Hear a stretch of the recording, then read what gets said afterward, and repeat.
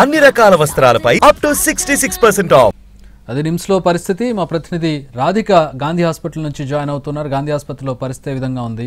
మా ప్రతినిధి రాధిక దగ్గరికి వెళ్దాం. రాధిక, ఎంత కొత్త వాళ్ళు ఎవరైనా గాంధీ ఆసుపత్రికి జాయిన్ అయ్యారా? ఆల్రెడీ చికిత్స పొందుతున్న వారి పరిస్థితి ఏంటి? రైట్ చక్రి, నిన్నటి వరకు 6 మాత్రమే గాంధీ హాస్పిటల్లో అడ్మిట్ అయి ఉన్నారు అనేసి అఫీషియల్గా లెక్కలు చెప్పడం జరిగింది. అయితే ఇవాళ 15 మంది వరకు ఇక్కడ ట్రీట్మెంట్లో ఉన్నారు. అట్లాగే అందులో 2 అండర్ ట్రీట్మెంట్ డయాలసిస్లో కూడా ఉన్నారు అని చెప్తున్నారు. అయితే ఓవరాల్గా గాంధీలో పరిస్థితి ఎట్లా ఉంది? రాత్రి కూడా 1:30 గంటలకి మధ్యరాత్రి ఒక డెత్ కూడా అవ్వడం జరిగింది. 70 ఏళ్ల గంగారం అనే వ్యక్తి చనిపోవడం జరిగింది. సో ఓవరాల్గా అసలు డే 1 నుంచి ఇప్పటి వరకు ఎంతమంది ఇక్కడ అడ్మిషన్ అయ్యారు, ఎంతమంది డెత్ వరకు వెళ్ళారు, పూర్తి డీటెయిల్స్ తెలుసుకుందాము. మనతో పాటు డిప్యూటీ సూపరింటెండెంట్ డాక్టర్ సునీల్ గారు ఉన్నారు. సార్, డే 1 నుంచి కూడా ఇక్కడికి ఫ్లోటింగ్ వస్తూనే ఉంది. దాదాపుగా 23-24 మంది అడ్మిషన్ కూడా అయినట్టుగా తెలుస్తుంది. అసలు ఓవరాల్గా ఎంతమంది ఇక్కడ అడ్మిషన్ ప్రస్తుతం ఉన్నారు అండ్ డెత్స్ ఎన్ని జరిగాయి? అదే కల్తీ కేసు విషయంలో ఆల్మోస్ట్ 8 తారీఖు సాయంత్రం నుంచి కేసెస్ రావడం జరిగింది. అయితే ఇందులో 8 తారీఖు నుంచి ఇవాళ వరకు ఒక 8 డెడ్ బాడీస్ వచ్చినాయి. అవి పోస్ట్మార్టం అయిపోయినాయి, బాడీ కూడా హ్యాండ్ ఓవర్ చేసినాము. ఒక కేసు ఇక్కడ డెత్ అయింది, అది కూడా పోస్ట్మార్టం అయిపోయింది. రిమైనింగ్ ఇప్పుడు ప్రస్తుతం మాత్రం ఒక 15 కేసులు ఏఎంసీలో ట్రీట్మెంట్ జరుగుతుంది. అందులో ఒక 2 కేసెస్కి మనం ఐనోట్రోప్స్ ఇస్తున్నాము. మోస్ట్లీ అవి కూడా రికవరీ కావచ్చు. అంటే సార్, మనకి వాళ్ళు అడ్మిట్ అయిన టైంకి వాళ్ళ కండిషన్ ఎలా ఉంది? మనకి నిమ్స్లో జాయిన్ అయిన పేషెంట్స్ కొంతమంది చూస్తే క్రియాటినిన్ లెవెల్స్ 8.6 వరకు వెళ్ళిన పేషెంట్స్ ఉన్నారు. సో ఎట్లాంటి కండిషన్లో వచ్చారు? ముఖ్యంగా ఇట్లాంటి కల్తీ కళ్ళు తీసుకోవటం వల్ల ఎలాంటి నష్టం అంటే బాడీకి జరుగుతుంది? ఆర్గాన్స్ ఏ విధంగా చెడిపోతాయి? అసలు ఏం జరుగుతుంది? ఈ కల్తీ వల్ల కళ్ళు వల్ల మెయిన్గా పేషెంట్స్కి వామిటింగ్స్ వస్తాయి, వాంతులు, విరోచనాలు కావడము, తర్వాత డిహైడ్రేషన్లో పోతాము. డిహైడ్రేషన్ పోయి లాంగ్ రన్లో మెయిన్లీ కిడ్నీస్ ఎఫెక్ట్ అవుతాయి. కిడ్నీస్ ఎఫెక్ట్ అయ్యి కిడ్నీ ఫెయిల్యూర్కి పోతారు.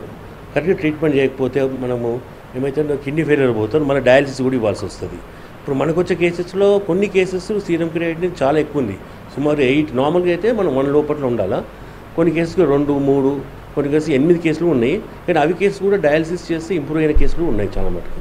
అంటే డయాలసిస్ వరకు వెళ్ళిన కేసెస్లో మనం చూస్తే మళ్ళీ నార్మల్ స్టేజ్కి వస్తుందా క్రియాటినిన్ లెవెల్స్?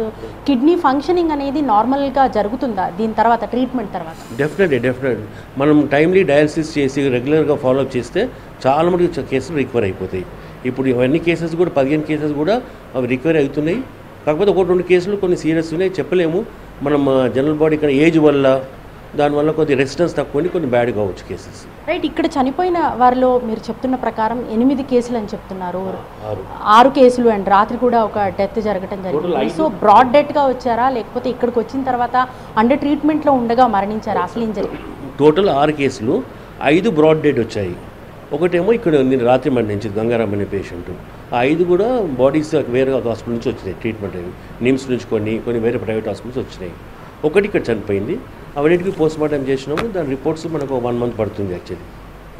సో ఓవరాల్గా కల్తీ కళ్ళు అనే దాంట్లో మనకి నార్మల్ కళ్ళులో ఎలాంటి ఇంగ్రీడియంట్స్ కలపటం వల్ల అది కల్తీగా మారుతుంది అండ్ బాడీలో ఆర్గాన్స్ ఎస్పెషల్లీ కిడ్నీ పైన, లివర్ పైన ఎఫెక్ట్ పడటానికి అది ఎట్లా జరుగుతుంది? అసలు ఏమేమి కెమికల్స్ యాడ్ చేస్తారు? దానివల్ల వచ్చే ప్రమాదం ఏంటి?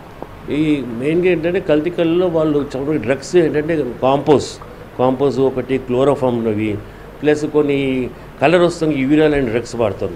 ఇది ఏంటంటే ఇవి కూడా హై డోజ్లో ఉంటుంది. సో దీనివల్ల ఏమవుతుంది, ఇంకోటి ఇది హైజీనిక్ కండిషన్స్లో చేయరు. మామూలుగా ఏంటంటే వాళ్ళు దాంతో కాలుతో చేయడము, చేతితో చేయడం, అది కల్తీ మొత్తం ఇన్ఫెక్షన్ వచ్చి ఆ ఇన్ఫెక్షన్ ప్లస్ ఈ డ్రగ్స్ కూడా అది ఏమవుతుందంటే లివర్ మీద, కిడ్నీ మీద ఎఫెక్ట్ అయ్యి పేషెంట్ సీరియస్ అవుతారు. సార్, మనం చాలామందితో మాట్లాడాము. ఈ 2-3 డేస్ నుంచి కూడా చాలామంది ఫ్యామిలీస్తో మాట్లాడుతున్నాం బాధితులకు సంబంధించి. అంటే ఎవ్రీడే అసలు ఆ కళ్ళు తీసుకోకుండా ఉండలేకపోతున్నామని ఏకంగా మహిళలు కావచ్చు, పురుషులు కావచ్చు అందరూ చెప్తున్నారు. ఎందుకు అంత అడిక్షన్లోకి వెళ్తారు? అడిక్షన్లోకి వెళ్ళటానికి ఈ రసాయనాలు ఏమన్నా హెల్ప్ అవుతాయి? డెఫినెట్లీ. ఇప్పుడు నేను ఇందాక చెప్పినట్టు ఈ క్లోరోఫామ్ కాంపోజ్ అనేది మామూలుగా కాంపోజ్ మనం వాడతాము, నిద్ర గోళీలాగా ఇస్తాము. అది చాలా స్మాల్ డోజ్, 5 mg 10 mg ఇస్తాము. అయితే వీళ్ళు వాడే క్వాంటిటీ అనేది ఆల్మోస్ట్ 2 to 3 times 10 times ఉంటుంది. దానితో క్లోరోఫామ్ యాడ్ చేస్తారు. క్లోరోఫామ్ అనేది ఒకప్పుడు అనిస్థిషియా మందులా వాడుతుండే. ఈ 2 కలిపి పేషెంట్కి ఏంటంటే బాగా మత్తు ఎక్కువ వస్తుంది, నిద్ర వచ్చేస్తుంది. అలవాటు లేని వాళ్ళు ఒకళ్ళు వాడితే మాత్రం 2-3 days దాకా వాళ్ళు ఇవ్వరు. వీళ్ళు ఒక్కసారి ఇది అలవాటు అయిపోతే ఇది లేకుండా ఉండలేరు అన్నమాట. అది మామూలుగా ఏంటి లేబర్ క్లాస్ వాళ్ళు, హార్డ్ వర్క్ చేస్తారు, వాళ్ళు దీనికి అలవాటు అయిపోతారు. అలవాటు అయిపోయినంటే వాళ్ళకి ఇది లేకుంటే వాళ్ళు అసలు ఉండలేరు. అట్లా అడిక్షన్కి వెళ్తారు అన్నమాట. రైట్, డయాలసిస్లో ఉన్న పేషెంట్స్ గురించి మాట్లాడుకుంటే వాళ్ళు ఇప్పుడు డయాలసిస్ చేసుకొని కొద్ది వరకు క్రియాటినిన్ లెవెల్స్ నార్మల్ అయిన తర్వాత మళ్ళీ కిడ్నీ నార్మల్ స్టేజ్కి వస్తుందా, అంటే ఫంక్షనింగ్ విషయంలో కావచ్చు, లేకపోతే మళ్ళీ రెగ్యులర్ డయాలసిస్ అవసరం అవుతుందా? ఇది మామూలుగా ఏంటంటే ఒకసారి డయాలసిస్ చేసినాక సీరం క్రియేటిన్ నార్మల్ వచ్చేస్తుంది అనుకోండి, వాళ్ళకి ఏం risk factors like sugar, BP అలాంటి రిస్క్ ఫ్యాక్టర్స్ లేకుంటే చాలా మంది నార్మల్ వచ్చేస్తుంది. రిస్క్ ఫ్యాక్టర్స్ ఉన్న కదా ఓవర్ పీరియడ్ ఆఫ్ టైం అది నార్మల్గా వచ్చేస్తుంది, కిడ్నీ ఫంక్షన్ కూడా ఇంప్రూవ్ అవుతుంది. కొన్ని కేసెస్కి రెగ్యులర్ డయాలసిస్ అవసరం పడుతుంది, కానీ చాలా మటుకు రికవర్ అయిపోయినాక అది కిడ్నీ ఫంక్షన్ బాగుంటే డెఫినెట్లీ వాళ్ళు డయాలసిస్ అవసరం పడుతుంది. Right sir, thank you. So ఇది మొత్తంగా గాంధీ హాస్పిటల్లో ఇప్పటికీ 15 మెంబర్స్ అయితే ట్రీట్మెంట్లో ఉన్నారు, 2 అందులో డయాలసిస్ మీద ఉన్నారు. అట్లాగే ఇక్కడ నుంచి 5 పేషెంట్స్ అంటే బయట నుంచి డెత్గా ఇక్కడికి రావడం జరిగింది. నిన్న రాత్రి గంగారాం అనే వ్యక్తి ఇక్కడ చనిపోయినట్టుగా డాక్టర్ చెప్తున్నారు. ఓటీ